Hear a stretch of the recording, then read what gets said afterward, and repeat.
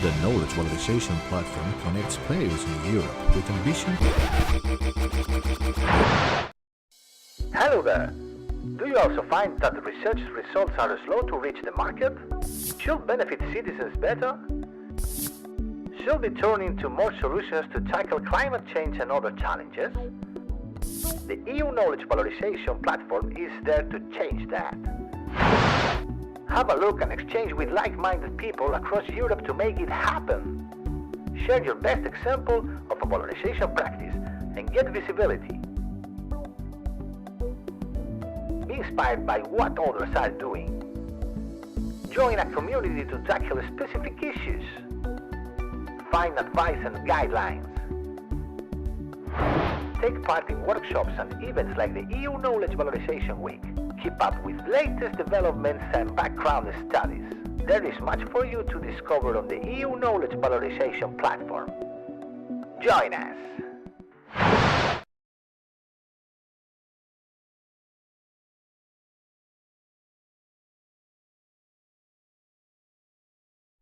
Good morning. Welcome to EU Knowledge Valorisation Week 2023. Today, the program is dedicated to science and industry cooperation, and we will continue with a webinar called Soulmates in Innovation, Science and Business Cooperation in Regions. My name is Justina Sigutura, and I'm the moderator of this session. I am the incubation manager at the Poznan University of Life Science in Poland. Let me introduce our distinguished speakers for today. We have Juha Purmonen with us. Good morning, Juha. Juha is from the Photonics Center, which supports photonics companies in business development, capital acquisition, co-marketing, and networking in the Joensuu region in Finland. The center helps companies to promote innovation both on national and international level. And the center also helps finding partners to increase the growth. Good morning. We also have Sasha Zelenika with us. Sasha is Vice Director for Strategic Projects and Deputy Head of the Center for Micro and Nanoscience and Technologies at the Rijeka University. Good morning, Sasha. His research interests encompass precision engineering and microsystem technologies. I would like also remind you that our session is technology assisted today, so you can join us in our discussion by asking questions on slido.com. You will find the address, the link on the web streaming page. Please join us asking questions. I will read them out after presentations of our speakers. Regarding today's theme, industry science cooperation is the real key channel for research and knowledge valorization. It has been developing for years, recently especially, from traditional technology transfer, which by many was understood as a single flow of inventions, patents, ideas from academia to industry. It has grown to a multi-directional field with mutual benefits coming from knowledge sharing.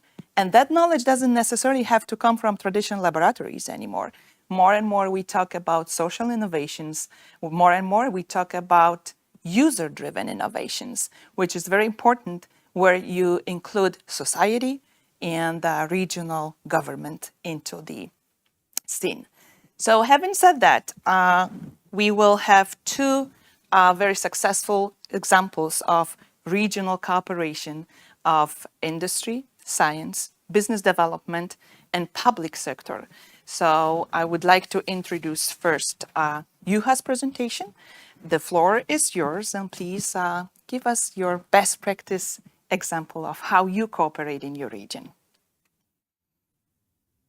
Okay, so good morning for everybody. So it is one of my favorite topic, photonics, and then one of the where I'm very proud about is the Photonics Center. The Photonics Center is the collaboration between the research, universities, and the industry, but also is developing to regional ecosystem. But in Finland, we cannot forget about the national-wide also, because this is the one part of the national ecosystem. So next, please. So first I introducing about the photonics so that everybody who are in the audience so get some understanding. So the photonics is the generation, transmission and utilization of the light. So everything which based on the light. And it's very important also in Europe. It's very important for in Finland, and it's very important for in regional level in Joensuu. So this is the photonics, what we are talking about now. And then next slide, please. So in Finland, we are very vibrant photonics ecosystem. So there is a lot of companies. I think that is the number one in Europe, is the based on how many companies we have per capita. It's growing heavily. And this is the one of the key why all of those ecosystem around the different regions are important, because we need a new employees in the field of photonics, but also new innovations and new technology development. So next, please. So it's also the one part of this flagship program which is very unique in Finland. So we have 10 different flagships in different topics. Photonics, we have one of those. And next, please. So the photonics flagship is collaboration between the 4 different organizations. So there is the University of Eastern Finland, Aalto University, the capital region in Finland, Tampere University, and VTT, which is the National Research Center.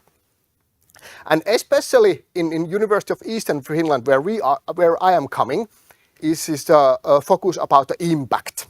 So one of the very important part of this impact is how research universities are doing collaboration with the industry. How the university research can support the regional but also the national-wide research activities.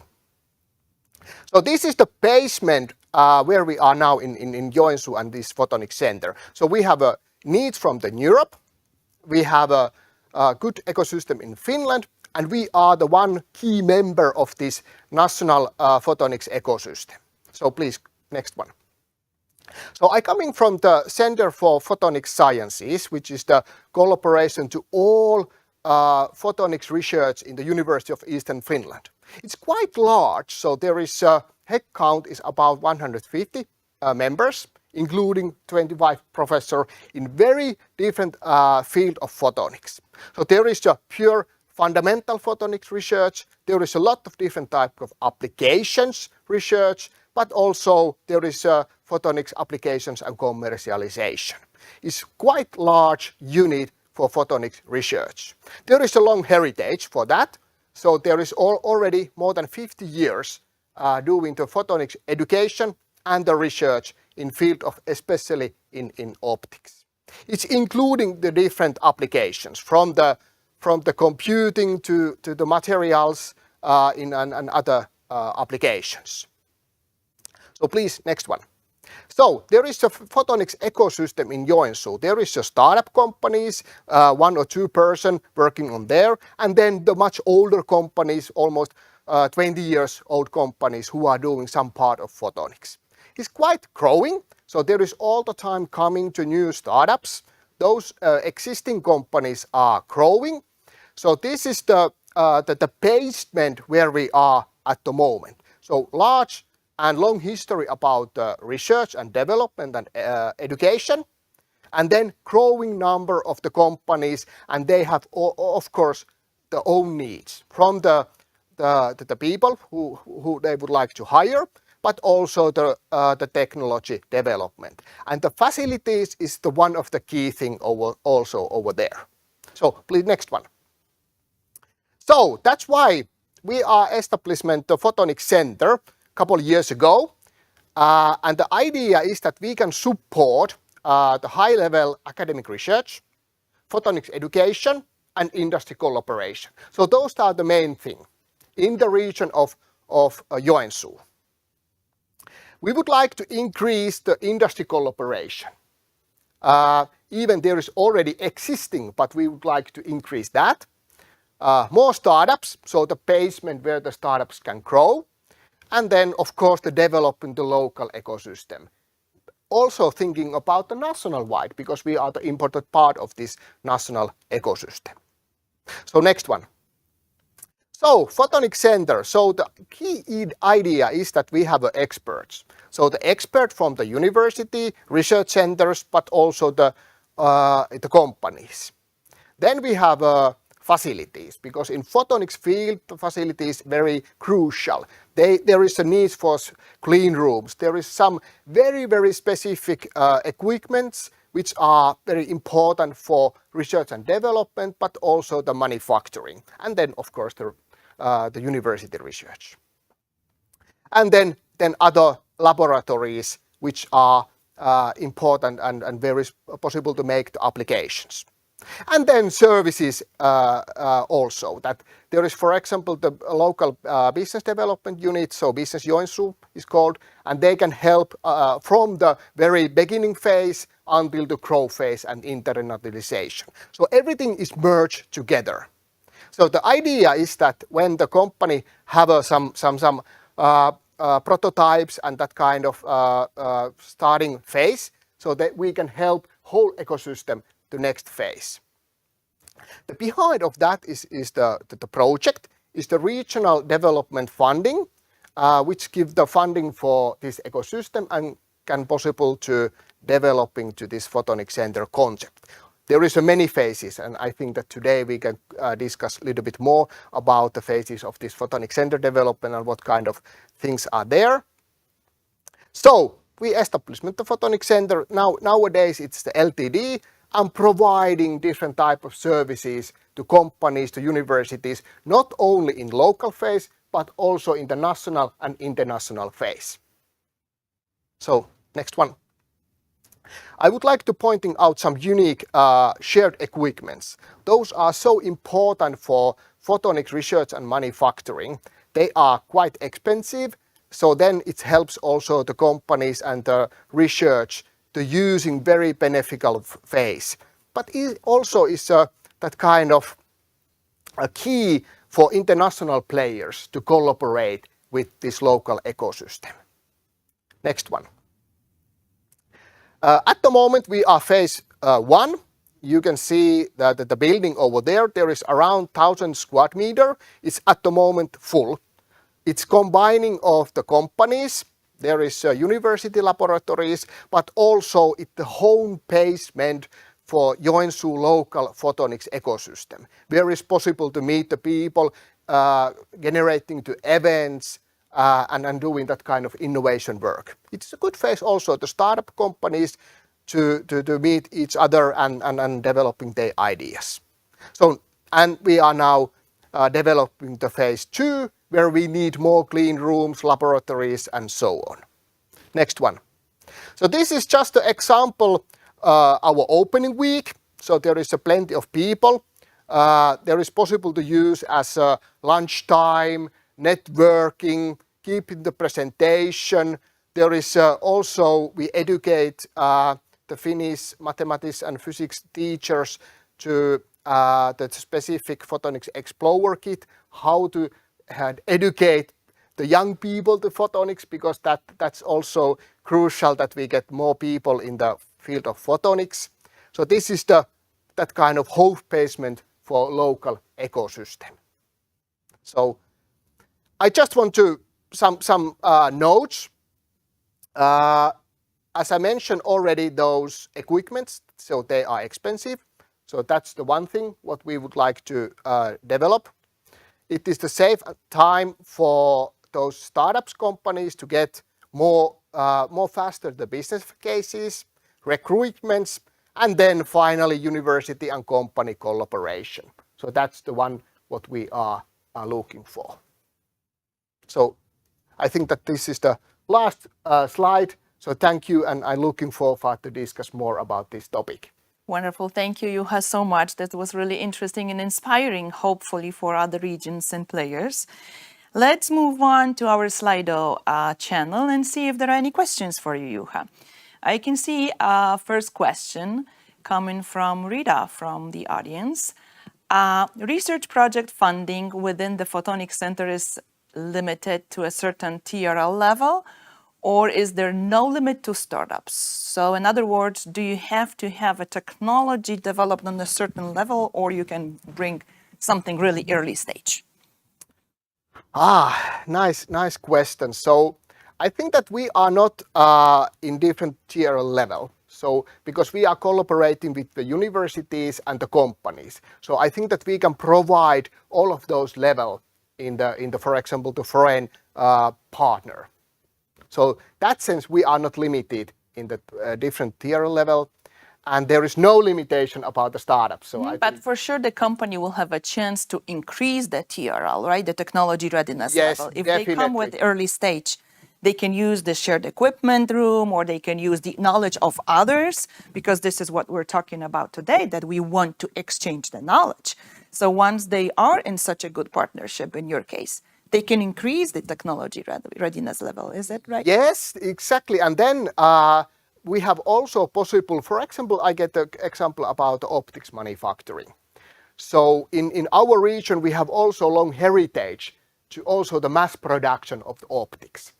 So then we can also provide those companies who can make the mass production. Right. So of course they are not inside the photonic center because they need much more the spaces. But then there is a possible to do that. So definitely that's not the limitation. That's wonderful. And I have a question from myself before we go to the questions from audience.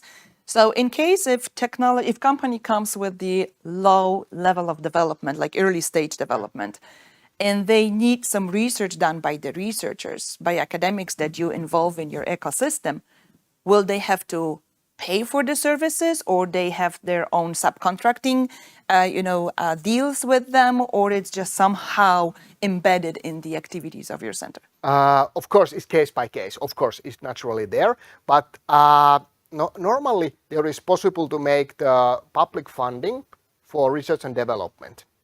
And this is I think that the normal case that we, for example, in Finland, we have a Business Finland, and then we have a regional development funding. So many cases we are using that kind of funding, so that then it's much easier the companies to using For both, actually, for yeah. research and for the So that sense is not the free of charge, of Right. course, because there is a lot of cost also. But then we can help them to quite easily to get the apply funding for and the supply the funding, and then start into collaboration. Okay, we have another question from the audience. What was the decisive factor for which made it possible to establish the Photonic Center? Was it funding from the business side? Was there a funding from the business side? In the beginning phase, I think that the call is coming from both sides, from the university. So there is a need and that kind of possible to offer very unique equipment and knowledge. But then also in the business side, they have a need to develop in their facilities, and especially they are growing. So they would like to be very nearby the university because they would like to hire to knowledge people. So I think that is coming from the both side. Okay. And nowadays, it's definitely the funding is coming from the business side. The business. Yes. Okay, and we have another question. Can you give us an example of a policy measure or a tool which has acted as a game changer for your ecosystem? Oh, that's in that sense quite hard question. Maybe something happened. Maybe some, like in the beginning you said that was more city associated center. Now it's a company LTD. So maybe that was the game changer. Is it easier for you to operate as a company, or was it easy enough to operate as a public body? So I think that in the earlier phase, normally that kind of development cases are done by a regional funding. And the one that kind of what we are looking for, that we do want to be the part of the regional funding, but we would like to independent. And that's why if we have an independent company who are doing business in this field, so then it's also give funding and resources to develop the local photonics ecosystem together with the business, and also funding itself. So that sense is the funding independency is the one of the change what we would like to do. That's really inspiring and for sure needed in many regions. Yeah. I also have a question about the city. Can you really name the city your soulmate in innovation uptake, or what was the role of the city in Joensuu region? Always, of course, there is many point of view, but I think that I can name city of Joensuu as a soulmate for us. They are nominated that the photonics is we have two main focus areas. Other one is the forest bioeconomy, and other one is photonics. So that sense, they are already mentioned that photonics is for key for the city of Joensuu, and they really believe it. So that is will growing very heavily. So we have a quite nice target how many employees and what is the revenue in the future in photonics. Wonderful. So that sense, yes. So it is indeed mutual benefit. You have a support from the city, but the city also knows what the development of the region is. Exactly, and coming from yeah, and I think that the city is also looking for that we have a very traditional industry in our region. Right. They would like to also help the traditional industry to using to novel technology and increase their capability to do and growing in the future. We also talk about the knowledge exchange with society, and you showed us a picture of an open space where you said young people come and they kind of inquire the knowledge from researchers and business. Can you tell us a little bit more about this society involvement in your case? So the one key is that we would like, because the photonics is the technology which can support basically to all industry and all also in social point of view. So we would like to increase also so that the normal people, a normal company can start understanding the benefit of the photonics. And we thought that we need to some pace where the people can recognize that, okay, photonics is so important, we can use photonics in there. And understand, oh, that's what it is, and Exactly, that's how I use it on my everyday life, in my everyday life. Exactly, so that's why we are would like to do that kind of activities. Do you do some kind of like picnics, or it's just knowledge days that you invite these people to? So there is a many type of just a coffee, as you know that the Finns like coffee very much. So just the coffee breaks. Then we have a specific presentation. We have even workshops over there. So different type of activities. So it's kind of like open door policy in Europe. In that sense, yes. Perfect. That really makes sense. Yeah. Thank you very much, Juha, for sharing your experience. Now, ladies and gentlemen, let's move on to another distinguished speaker, Mr. Sasha Zelenica. Sasha will give us another successful example coming from Croatia, from Rijeka. Sasha, the floor is yours. Thank you. So, hello everyone. I have the pleasure today to present to you our regional innovation matchmaking platform of the University of Rijeka. Next slide, please. So the university, although cherishing our glorious past of both technological, cultural, higher education achievements in the city of Rijeka, is strongly oriented, especially this year when we are celebrating our 50th anniversary, maybe more than ever, towards the future. Next slide, please.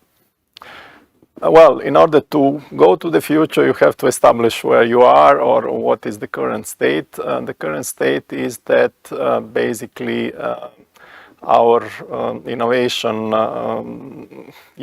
performances are below average if we compare ourselves with other European countries, although all the relevant studies show that by investing more, by promoting more innovation, not only our GDP, but also all the other key performance indicators of our development would grow, productivity, exports, and so on and so forth. In this frame, also especially critical was identified the collaboration between the academic and the industrial sectors. Next, please. In our university strategy from 2021 to 2025, then where we again define ourselves as a European University of the future, one of the only 4 focus areas is indeed then knowledge transfer and societal impact. Next, please. In this framework then, together with our partners from the Regional Development Agency of the Primorje-Gorski Kotar County, the county basically is our region, and we have aligned our priorities of the smart specialization strategies. We decided to develop together a tool, a regional innovation matchmaking platform. In this development process, the involvement of our Center for Artificial Intelligence and Cybersecurity was instrumental. Next, please. So basically, the main goal of the platform was to provide networking boosting opportunity for all the stakeholders in the so-called pentahelix development model. So both the academic community, the business sector, local government, but also the civil society and the general public. The platform itself is then structured in several modules. The basic one is only the sharing of information of all the calls, the financial opportunities, and all the other information that are relevant to improve the innovation ecosystem. Next, please. What's more important is that then there both companies and public entities can give the basic information about them, but also define the problems, challenges, ideas, so the topics they are interested in, where they think or feel that the collaboration with the academic sector could be beneficial to them. On the other side, our researchers can input their profiles, their expertise, but also their research equipment, similar to what we have seen also in the previous case, because a lot of state-of-the-art equipment is available on our university campus. What is more, provision to advertise also human resources needs is also provided, which in our opinion is also a contribution to talent retention in the region. Next slide, please.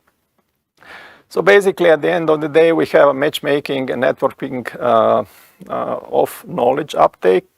And what we find especially important is that this is bidirectional. So we don't believe only knowledge transfer from the university towards the industry and the public sector, but also vice versa, that we can, in the co-creation process, learn a lot from our partners in the outside stakeholders. So it's really a proactive networking, a guided networking, through which especially those products or services which are established as those that can generate higher values are then fostered. Next slide, please. So the platform exists roughly 2 years. The current state is that roughly 20% of all our faculty staff has their profiles on the platform. Between companies and public sector stakeholders, there are roughly 100 entities on the platform, and 65 roughly proposals are there. What is more, 10 concrete projects have been initiated, also through the financial support of the university itself. So they are good practice example how this really can work and how products or services can be developed.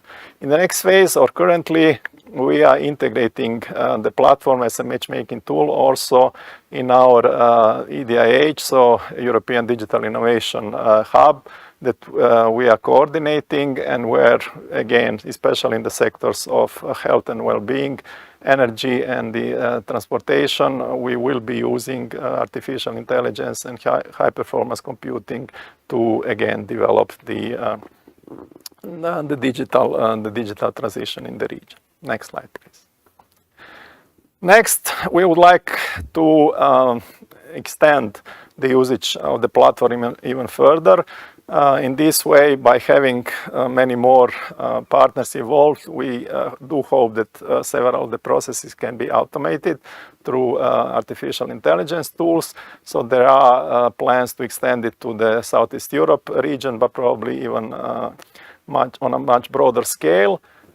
This would allow us also to use it as a feedback tool so that we can measure how much we are improving some of our performances and then influence them and develop further. And also, we would like to use some of the tools or the provisions of the Coalition for the Advancement of Research Assessment to improve also the way in which then the researchers dealing with knowledge valorization are recognized or incentivized for their efforts. Next, please.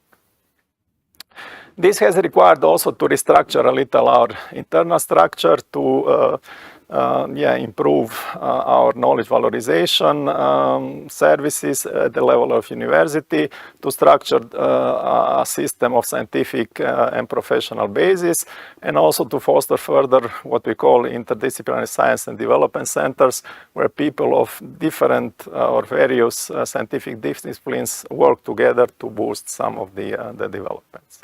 Next, please. All of this is possible, obviously, thanks to our partners regionally. So from the IT sector, from the transportation sector, from the health and pharma industry, and so on. Next, please. But also at the international level, we are part of the Young Universities for the Future of Europe, European University Alliance. So there are several satellite projects through which we are working a lot on knowledge transfer. We are developing an innovative so-called flipped knowledge transfer approach, so demand-driven. And on a even broader family of ours is the Young European Research Universities Network, YERUN, where also knowledge valorization is one of the focal points of our activities. Next, please. In the next phase, we will, similarly to what is being done also in Finland, develop also a physical infrastructure where some of these activities, so the whole development of the product to the whole value chain will be established. We will further develop our capacities in knowledge valorization, but also in research management, and develop further some of these instruments I was speaking about. Next, please. So with this small promotional video, which should start hopefully up in the upper right corner, devoted to our 50th anniversary, and in the name of the core team working on the Regional Innovation Matchmaking Platform, which is the director of the Regional Development Agency, the head of our Center for Artificial Intelligence, the director of our EDIH project, and many more people that have contributing to this. I would like to thank the audience for their attention, but also invite everyone to follow further what the platform and how it's developing, but also what we are doing at the level of the University of Rijeka. Next, please. Because we believe that whether you are a student, if you are faculty staff, or you are one of our external partners from industry or the public sector, the University of Rijeka is the right place for you. Thank you. Thank you so much. Shall we see the short video or, okay. Well, no, they can. Thank you, Sasha, for that inspiring session. I would like to remind our audience that we have slido.com channel where you can ask questions and I will read them out. Before we go to questions from the audience, I would like to confirm what I understood from your presentation. So the platform has been created by the one university, but is your university or the only one running the platform, or the other universities are also partners in that? Well, for now it's only us, but Okay. again, in collaboration and in communication with our partners. So there are two ways in which the story is expanding. On one hand, on the Southeast European level, with our partners, especially from the universities of Ljubljana and Belgrade, we are foreseeing to extend it also to their ecosystems.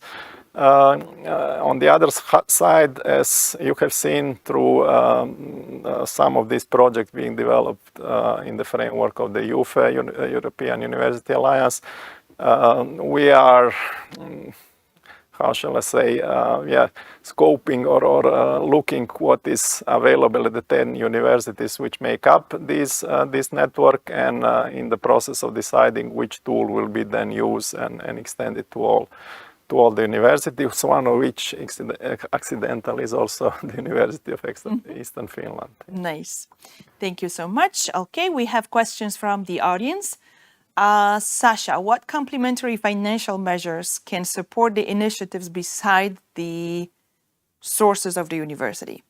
Well, there are several of them. As said, the platform was developed together with the Regional Development Agency of our county, so they are supporting us quite a lot in the whole process. What is more, currently based on European as well as national funds, a so-called industrial transition process of the Adriatic region, so the NUTS 2 region of Croatia on the coastline, is being initiated worth roughly 140 million euros, where the companies will be the main driver of the transition, but in all the 5 focal areas of these financial instruments, a partnership with the university sector is foreseen. Okay. So yeah, money shouldn't be the problem if we have enough ideas to use them properly. Okay, we have another question. What are the needs you identified of the members of the platform? Do they differ between researchers and business? What are the major problems that they post on the platform? Well, it's really diverse. So there are really diverse problems. Some of them are more industrial, let's say. So how to develop a certain part or a component which holds some building infrastructure, but there are several also societal ones. So one of the very nice examples is the development of an application for people with dyslexia, so with speech problems, which again has involve people from the humanities, so language departments, people from the IT sector, and the users in developing a suitable tool. So they are really diverse. And can society use the platform as well? So, for example, if I'm the citizen of Rijeka and I have a need, or I'm an expert in some field, like whatever patent landscape analysis, for example, can I also submit my request? Or my, business offer on your platform? Yes, it's open to everyone, not only, but this model of our science and development sector centers is really fostering these kind of collaborations. Similarly, maybe to what is happening in Finland. We are also very involved in science outreach. So one of these 14 centers is our science outreach center.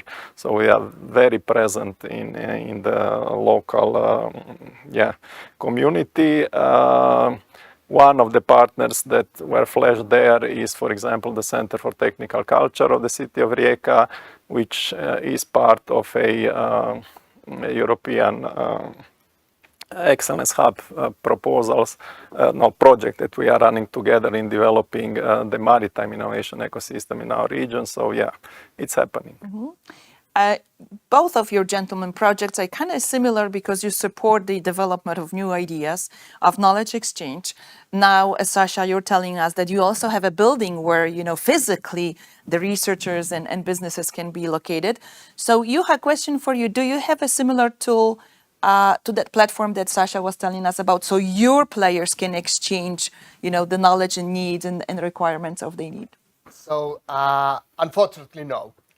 So we are doing at the moment in very practical way that we have some persons who collect the information and sharing. So I think that kind of platform what is developing is quite interesting, and I already wondering that how it's possible to increase in the different countries and different regions and different topics even. So I think that is quite interesting. So we don't have that kind of platform yet. Right. You don't have the digital version, but you were telling me in the waiting room before our session started, did you, when you invite company to your ecosystem, you ask them what they need, what they offer, and what they want to achieve from this mutual activity? So it's kind of similar. It's maybe not digitalized yet. Yes, so it's very practical way. Right, the questionnaire is kind of making the sense Yes, Sasha's. definitely. So can you tell us a little bit more about it?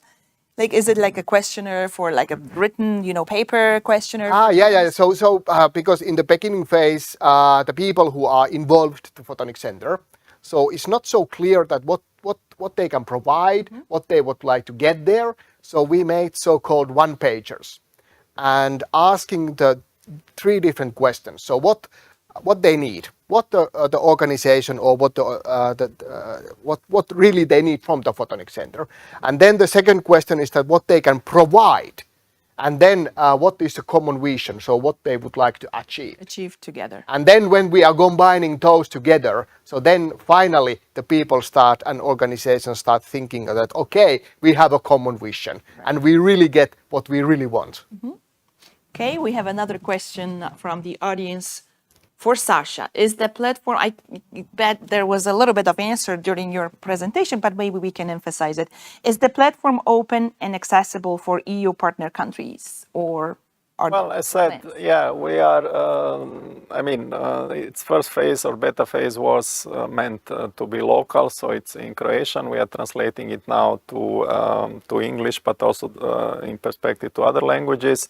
By using it as a tool in the EDIH, it will be open to everyone because the whole idea of EDIH is to create a network of such hubs all over Europe.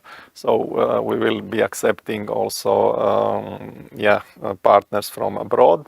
On one hand, on the other, as said, we are exploring the possibility to extend it to the Southeast Europe, but also, as said, through the UFA network, and there we have a whole set of activities dedicated to entrepreneurship innovation, where especially our friends from the University Carlos III de Madrid and the University of Antwerp are very active, are working on these, and again, so the whole 10 universities will very soon have a common innovation platform.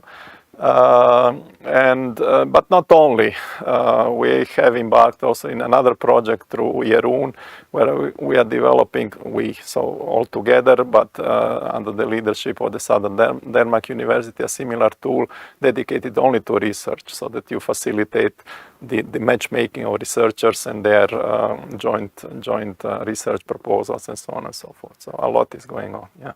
Thank you. I have a question for both gentlemen. How Europe could support these regional initiatives of knowledge valorization? Juha? How in Europe? We are already linked quite much to national-wide, but also the European-wide. So, of course, we need to find out that kind of common interest in different regions, in the education, the research, but also the business development phase. So I think that that kind of networking, and so that everybody know each other. So I think that that's the first step. And when you have some knowledge, so you need to provide something. So then you can find out the mutual collaboration. So I think that that's the very practical way to do that. Right approach. Yeah. Sasha, would you advise how Europe can help in such? Well, it is helping. I mean, the fact that we are here and that we are showcasing our experiences as a good practice example on the European level is helping certainly. Everything, if you find the common denominators of what I was saying and Juha was saying, is very much aligned with the innovation agenda of the European Union. We are very actively involved, all of us here, but many other people, in setting up all these codes of practice in knowledge valorization. So this will then be again a feedback and a tool to develop our systems. So a lot is going on, and Europe certainly with the funds, but with networking, with all these events, is certainly very involved in this. We are close to the end of our session, but I would like to read one more question for Juha. Do you also provide support services outside the infrastructure? And there was also a question, do you accept students from other countries? So the both, the very typical Finnish answer is yes. For first about this English version, so at the moment we have master courses, the international master courses and totally in English. And then we participate 3 different Erasmus Mundus the program where it's related to photonics. So yes, definitely there is basically to all the English. Wonderful. The second, Yes, I'm sorry. so that we have a two type of possible to do that. So first that we provide the service, the company, to equipments and the research and that kind of facilities. But there is also possible to company if they know how to use, for example, the equipment. So there is also possible to rent the equipment and using themselves. So the both are available. Now it's time for the final statements and maybe recommendations for the partners or for the audience. Sasha, what would your final statement or the takeaway for the audience be from today's session? Well, two main points. One, jointly we are much stronger. So whether this is, again, the codes of practice, whether these are the European university alliances or the networks of universities, all these initiatives certainly generate results and help us all together. The second point is all of this is very, very important for the early career researchers. So do invest in young people. They are the ones that can certainly bring us much further and much faster than we can. Thank you. Juha, in 1 minute, what would your recommendation? So in my experience, based on that, so I think that there is 2 points. The one point is that in the whole placement, you need to develop in that phase that you are good enough and you have a clear focus what you are doing. And the second one, you need collaboration, national-wide and European level, so that you can increase your knowledge and your activities. Exactly. So yeah, that's that kind of thing, that focus the home, but also do collaboration to others. Wonderful. Thank you so much, gentlemen, for these inspiring examples. I hope they will really have an influence on our regional partners and will be adopted in some of the countries and some of the regions. Thank you very much for your input. Ladies and gentlemen, thank you all for joining us in this webinar, Soulmates in Innovation, Business Science Cooperation in Regions. Background information on the best practices presented today are available on our website, EU Knowledge Valorisation Platform. You can find more inspiring sessions or inspiring examples and share your own practices as well. Stay tuned and follow us on the next inspiring session, a webinar called Sow Locally, Harvest Globally, Business Competitiveness Through Knowledge Alliances. We will continue after a 15-minute break.